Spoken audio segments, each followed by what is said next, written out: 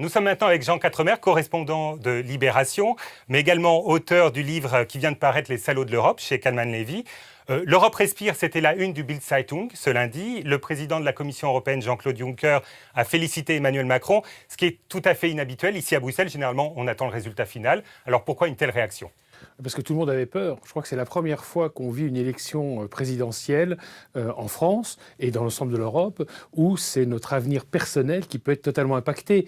Jusqu'à présent, il y avait des changements politiques qui étaient possibles, mais je veux dire, on restait dans les alliances habituelles. Là, cette fois-ci, c'est est-ce qu'on reste dans l'Union européenne ou est-ce qu'on sort de l'Union européenne ? Est-ce qu'on reste dans l'euro ? Est-ce qu'on sort de l'euro ? Est-ce qu'on reste dans l'OTAN ? Est-ce qu'on sort de l'OTAN ? Est-ce qu'on se met à négocier avec des autocrates style Poutine, le redécoupage des frontières en Europe de l'Est, etc. Donc c'était vraiment un saut dans le vide, quelque chose d'entièrement nouveau. Et pour la première fois, tout le monde se sentait directement impacté par cette campagne présidentielle. C'était une nouveauté totale.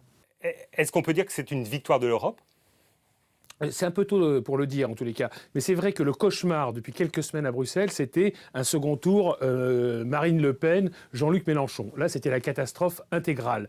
Finalement, non seulement Macron, le plus europhile, est qualifié, mais en plus il est en tête. Il y a encore quelques semaines, on pensait que ça serait Marine Le Pen en tête. Donc on se dit les choses vont mieux. Mais quand on regarde les chiffres, ça reste quand même inquiétant parce qu'en réalité, on retrouve en gros les deux France de 2005, la France du non et la France du oui. Alors là, pour le coup, c'est plutôt 50%, parce que 50% les partis, je dirais, pro-européens, on peut mettre Fillon, qui a fait des références fortes aux valeurs européennes, Benoît Hamon et Emmanuel Macron, donc tout ensemble, c'est à peu près un peu plus de 50%, mais de l'autre côté, vous avez 50% de gens qui ont voté pour des partis qui se proclament ou eurosceptiques ou europhobes, même si la base n'est pas forcément favorable à une sortie de l'Union européenne. Mais justement, la France est vraiment divisée sur l'Europe, vous venez de le dire.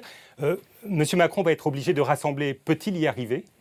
Alors, ce qui est intéressant, c'est que Marine Le Pen, justement, comme le dit très bien votre correspondant, est en train de continuer la campagne qu'elle a commencé à mener il y a 2-3 semaines, lorsqu'elle s'est aperçue que finalement, elle se heurtait à un plafond de verre qui était sans doute très lié à sa volonté de sortir de l'Union européenne et de l'Europe.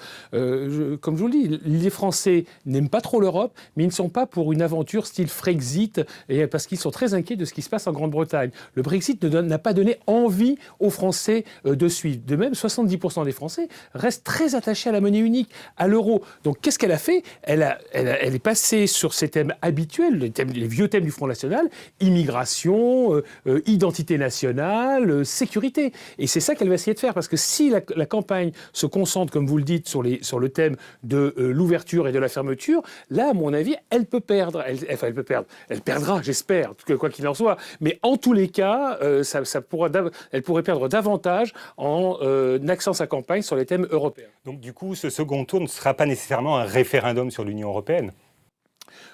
Elle va essayer que ça ne soit pas le cas. L'intérêt, à mon avis, de Macron, c'est au contraire d'en faire un référendum. C'est-à-dire de trancher une bonne fois pour toutes ce que veulent les Français. Est-ce que les Français veulent vivre dans un pays fermé au reste du monde, un pays qui a peur de l'avenir, un pays qui a peur du monde, un pays qui a peur de l'innovation, un pays qui refuse les 70 ans de paix et de progrès que nous avons connus et qui pense qu'en vivant dans un village gaulois comme une tribu assiégée style Corée du Nord, on se portera mieux. Moi, je pense qu'à un moment ou l'autre, il faut que l'on tranche ces questions-là et qu'on voit où est la majorité. Et ce qui est intéressant dans le vote qui a eu lieu ce dimanche, c'est qu'on voit bien qu'il y a deux France. Il y a la France des campagnes, la France des toutes petites villes, qui vote Front National. C'est cette France-là qui a peur, et c'est cette France-là qu'il va falloir soigner, qu'il va falloir traiter, et la France des grandes villes.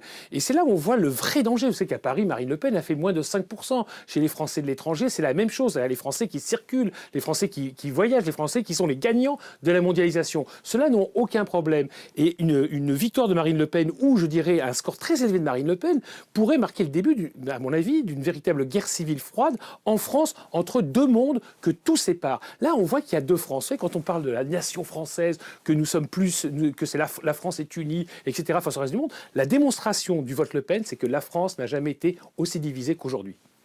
Ce sera le mot de la fin. Jean Quatremer de Libération, merci beaucoup. Merci à vous.